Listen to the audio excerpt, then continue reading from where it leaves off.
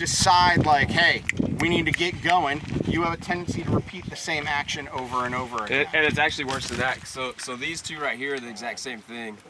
So these are group 2 and group 3. Okay. But that's group 1, the same thing. Right, so for you, and I'm sure, I mean, this happens to a lot of us, right? Shooting in a class environment, there's a lot of shit going on. It's really hard, especially for me, to shut that shit off. So I bet if you shoot this on your own with no one else shooting, no one else watching, you probably have more consistent groups in your own practice. Would you agree to that? Right, so typically we see that. So that would be one of those things where if I'm trying to extrapolate data here, my own practice might not be the best representation of what happens under pressure. We'll talk about adding and removing pressures later on, okay? So good job. Fuck that guy. Matt? So pretty consistent here. Was this your point of aim? Yes, right in the center of the A. So right in the center of the A. So we can, based off of this, as I'm seeing, we've got some consistency going on, right? We've got a couple of stragglers over here, but what is the pattern here? Where is this grouping? Slightly to the right? Now this is consistent enough for me to go, I might want to experiment with my point of aim, point of impact, i.e. the 0 on my gun, because this is either he's very consistent on doing something just slightly over to the right, or maybe that's just where his gun's printing. But that's consistent enough where I would start experimenting with where the gun is actually printing, all right? So, Matt, same thing for you. If I look at Matt's target here, how many groups do I have? Two. Now, did you use the same point of aim for everything? I did. I caught myself on these rounds here. Yeah. I was inducing movement slightly to the right. Okay. I've got a 25-yard 0, so I'm happy with the vertical. That's fine. It's slightly below. But it needs to be here instead of this. And I saw it when I did it. So. Okay, so here's the beginning, right? The keys to what Matt just said is that he saw it as it was occurring. Now, could you have fixed it in that moment? In that trigger press? No. Exactly. I would have had to abort the trigger press and start over again. Okay, so sometimes it's the right answer. Is it wrong to shoot the shot that's not correct? Sometimes, if it's giving me the right information. Because now we've extrapolated the information like, cool, I need to get this over here. And that's also why that group is slightly higher as well. I totally buy that. So I usually make kind of a wall with my thumb, which helps a lot to avoid the low left. Something that I fall prey to sometimes when I'm trying to be very, very precise is putting too much pressure with the thumb instead of making the wall. Yep. And that's where those 4 rounds came from. Yep, and I'll tell you, typically when I shoot for precision, for groups, I tend to push my rounds to the right because I do exactly that same thing. I start pushing the gun slightly over, using more pressure than I would normally when I'm shooting. I will compensate any trigger input with extra pressure on the opposite side of the gun to keep that problem from happening. Only now I've created a completely different problem that I've induced because of the extra pressure I would otherwise put on the pistol. Yep. Cool. Jason. Yep. So we already talked about you, right? We probably jumped ahead just a little bit early, but it's a recognition of an issue. What caused you to start thinking about that issue? Just everything was not hitting where I needed it or where I was aiming at. I'm like, man, I'm hitting low. Is it my trigger press? Is it, what's going on here? Right. So if we were to, let's say you fired all 3 groups and then you decided to make the adjustment, that's the right answer to me, right? Because we recognize a problem. Now, he decided to go into it as a, I think something's up between the single action versus the double action. And that proved out a little bit. But we've got compounding issues as well. I would say your 0 might be slightly off as well, but there's also a shooter issue going on here, right? The way you are pressing the trigger is inconsistent between your 2 trigger presses. Surprise, surprise, you have a gun with 2 different trigger presses. There might be some inconsistency there. So that would be something I'd experiment with, especially in my practice when I work precision type stuff, is understanding how to make the double action print the exact same spot as a single action. I will tell you, is that a PO9? All right, there are some interesting things with that gun that make that very difficult. We can talk about that later. Dan? Yeah. Dan, all right? So Dan, I actually got to see print his last group, all right? What do we see going on here? stretching down, vertical stretching. Right, we see some vertical stringing. Now, an interesting thing, Dan, is this a good group for you? The most of the shots in the bottom of the second group where I was aiming lower. So aiming lower, what's aiming lower mean? I was aiming for the C zone on the bottom there. All right, so this creates the problem, and this is kind of what I figured was happening, right? You were aiming for the C zone.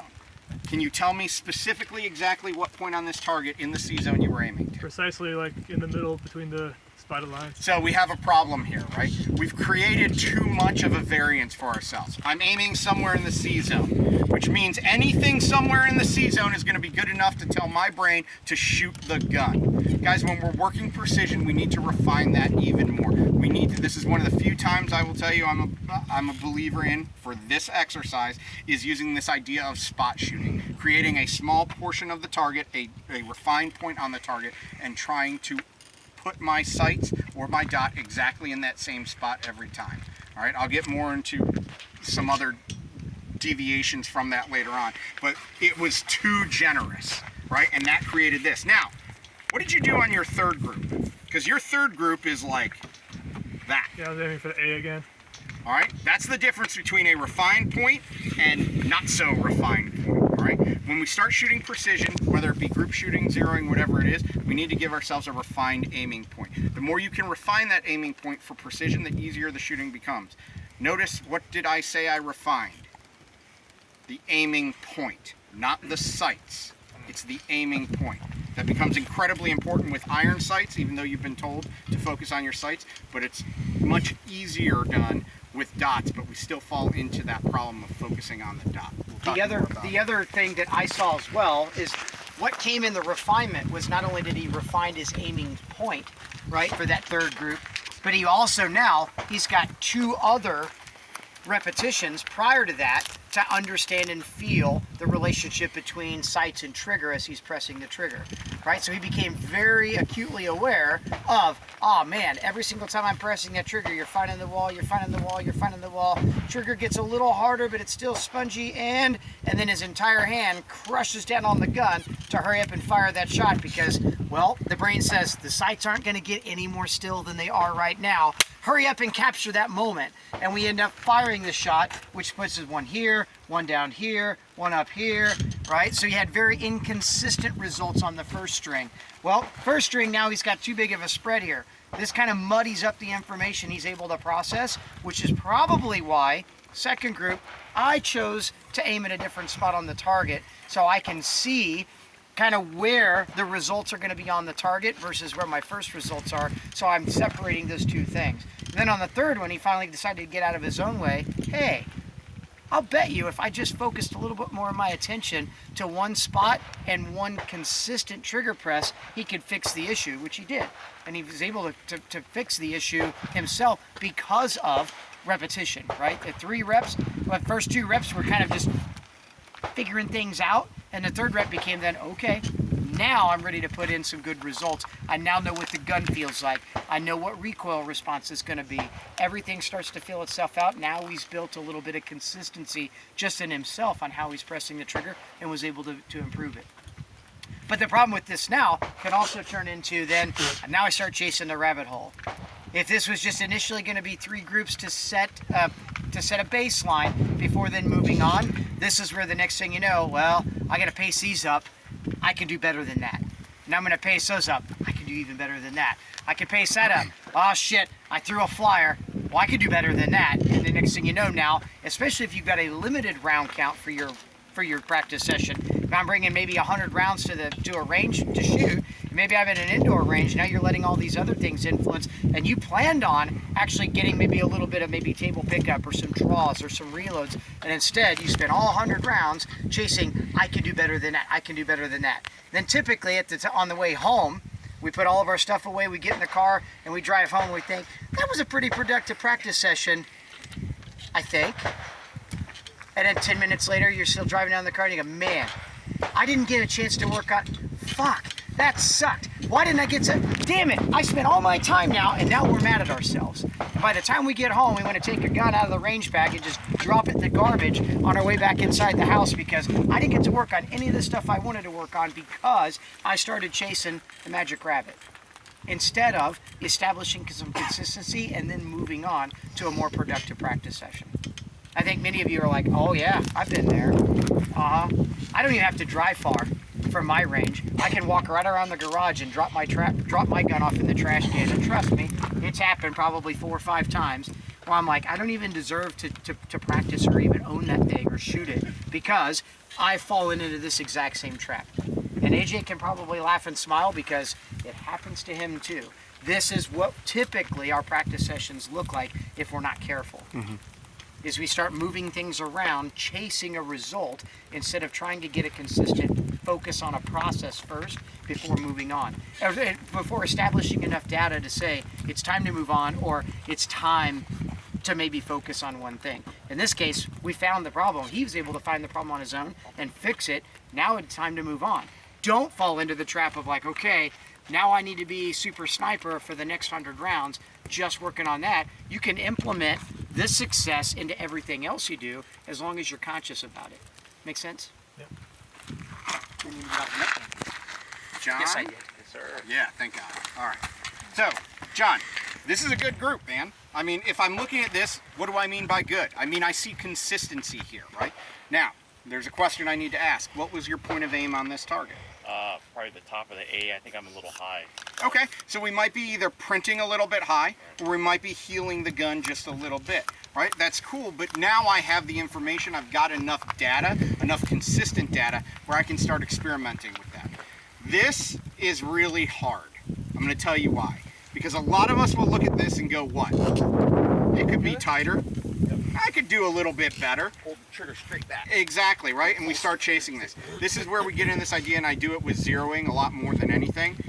This is where good enough really is good enough. You got other shit that's more important to work on unless this is an accuracy/precision day. If I walked out and today was a speed day and I shot this, I'd be like, fuck yeah, all right, let's move on, build drill time. All right? So sometimes good enough is good enough. Is there work that can happen here? Sure, but I don't need to make it my focus if that wasn't the intended focus of the day. Remember, we're in our first maybe 10 minutes of our practice session right now, all right? We can derail our practice session that fast by overly judging what we just did. Armalite rifle. Andrew Ryan, my God. All right, so this is pretty good. I'm pretty happy with that. We've got some consistency here, right? We've got 1, maybe 2 that we dropped a little bit low. Cool. Again, for this, yep, good enough. I've got a little bit of a trend coming off to the right, just a little bit. It might be worth experimenting with. Anything I'm going to adjust my zero off of? Hell no. I'm just going to go, yeah, good enough. I shouldn't do that shit again. Moving on. All right, and it can be just as simple as that. All right. Hell yeah. TNT. So, if I look at this, I've pretty much got the same idea, but there's a really important question I need to ask based on this. What was your point of aim on this? So I have a Chevron reticle that ACSS, and I was finding the bottom of a triangle here, my point was here. Okay, so, all right, I'm just gonna say this. Right? Chevron reticle is fucking bullshit. All right, because it's designed for you to do what?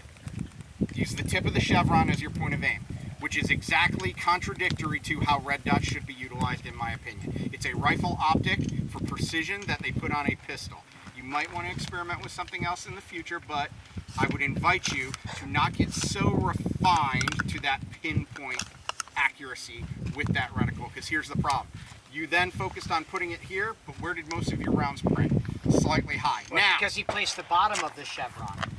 oh, you put the bottom of the chevron here? Correct. Oh my So God. he's Okay, so based on that information, yeah, I got it. Yeah. Goddamn predator reticle. So based on this, right, I can tell that I'm not sure I'm pulling all I can from that optic sighting system, but it's also giving me some inconsistencies that will look incredibly consistent on the gun, because where's my focus? It's on the dot right now, because I have to refine that chevron too much, all right? The reason I asked that question, and it's important, right, is because if this was his point of aim, we have a serious fucking problem. However, if that's his point of aim, we have no issue. So be honest with yourself as to what you're doing and what the parameters of the exercise you were doing were. Does that make sense? Does this kind of give you guys an understanding of how I can start recognizing patterns? All right? You are going to see this a lot over the next 2 days. Everything we do in shooting in our own development is all about pattern recognition. Everything is recognizing the pattern and knowing how to either correct that pattern or adjust that pattern for the desired result. And it's not just the targets, it's not just the sights, it's everything we do, even the data we're going to collect. Okay? So, we'll talk more about that as we go on. Do you have anything to add before we... Cool. All right, guys, so, yes, sir. Can I ask one question? Yeah. When it comes to the dot focus, the brightness, I usually I think I put too much brightness, especially in order to do the competition part. And currently also I was really drawn in. I'm learning with a new green dot, and some thoughts there. Yes, dot brightness matters. Like for me especially, if I personally am wanting to shoot the tightest groups or with the most precision, I typically tend to trend to turn the brightness down as low as I can possibly stand it. But there is too low. Mm-hmm. Too low then causes my attention to focus on the dot to make sure I don't lose it, especially during recoil. But too bright pulls all my attention directly to the dot, and I cannot get my vision beyond that wall or that barrier to make sure that I'm looking at the target. So the other thing about running the dot too bright is a 2 MOA dot might superimpose on the target like a 6 or 7 MOA, and it looks very muddied or very starbursty because of the fact it's too bright. So we'll tend to turn it down to try to extract a little more precision out of it as I possibly can. I will generally run my dot, like if I pulled my dot gun out right now and I turn it on to a dot level or a brightness level that I'm like, yeah. If I handed that gun around, most of you guys would be like, how the fuck does he even see that? And that's where I probably hold my brightness even when I'm shooting like a match in a stage. Because it gives me the most consistency as far as making sure that my attention is on what it needs to be, which is the target, and then trusting that the dot's going to superimpose based on good, positive structure and consistent structure to return the dot to that same spot. So there becomes a lot more about not just communicating with the gun, but also trusting that the gun is going to give me what I'm looking, what I'm seeking out of it. So if you're turning the dot brightness up, a lot of times it becomes very, very hard because the dot becomes like it's a wall. It's like a light barrier that I can no longer see through to see where the letter A is or where my initial group is, and then everything basically stops. Like putting a hand, and like if Jason's my target, but then I place a hand right here and I get looking at the hand, I can't even see Jason. So I got to be able to soften the hand up enough to where I can see Jason through the hand to make sure that I'm staying target focused. And the dot can do that same thing. If I turn the light barrier too far up, the light's no longer translucent and I'm not looking through it anymore, I'm looking at it. And that can negatively affect your results for precision. Okay. I think you would be blinded by this. Yeah.